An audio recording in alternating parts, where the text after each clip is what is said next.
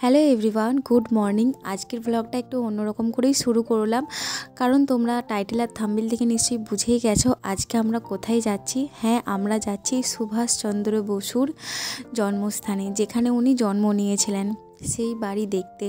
মানে আজকে যে কতটা আনন্দের দিন তোমাদের আমি কি বলবো। তো চলো এদিকে যাওয়া যাক। লাস্টে আমি আর বোন রয়ে গেছি, তো আমরা দুজনে এখন যাচ্ছি। আসলে ব্যাপারটা জানো তো, আমরা দুজনে অনেক দিন ধরেই ভাবছিলাম যাব, কারণ আমি যেখানে থাকি ওখান থেকে খুব একটা বেশি দূরে না, ওই 30-35 মিনিটের মতোই লাগে। তো মারে যখন আসছে, মা বলল চল আমাদেরকে ঘুরিয়ে নে এখন, নাহলে আবার আমরা পরে কবে আসবো কোনো ঠিক নেই। তো সেই জন্যই আরও মেন আসা।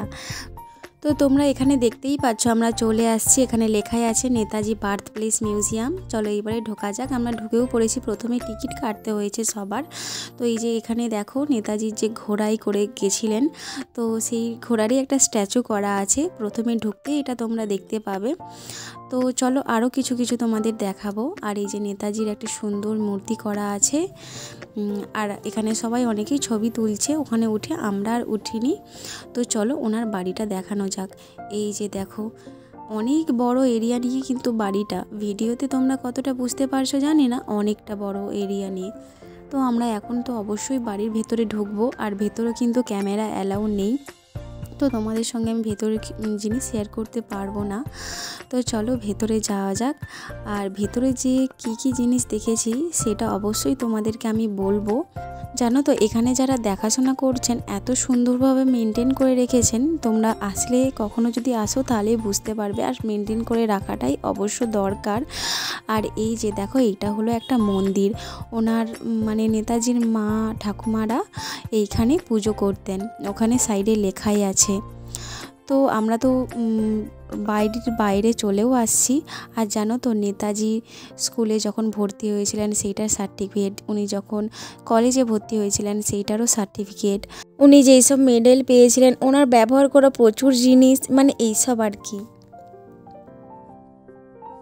এই যে ওনার বাড়ির সামনেই দেখো সুন্দর বাগান করা আছে, ভীষণ সুন্দর। এই যে ফোয়ারাও লাগানো আছে, আর এত সুন্দর ফুল হয়েছে, শীতকাল যেহেতু সেই জন্য খুবই ভালো লাগছিল দেখতে।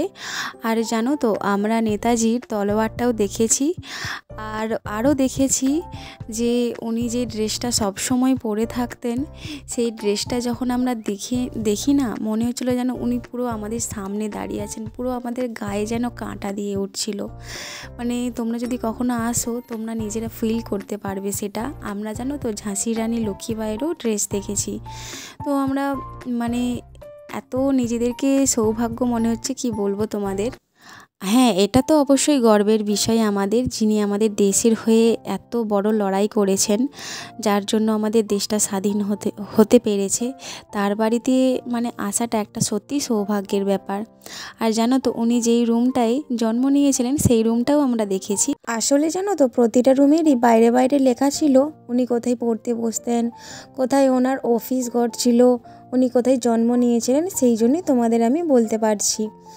তো চলো, ভিডিওটা ভালো লাগলে অবশ্যই একটা লাইক করো। আবার আমাদের যাওয়ার ইচ্ছে আছে, নেক্সট টাইম গেলে অবশ্যই আবার শেয়ার করব।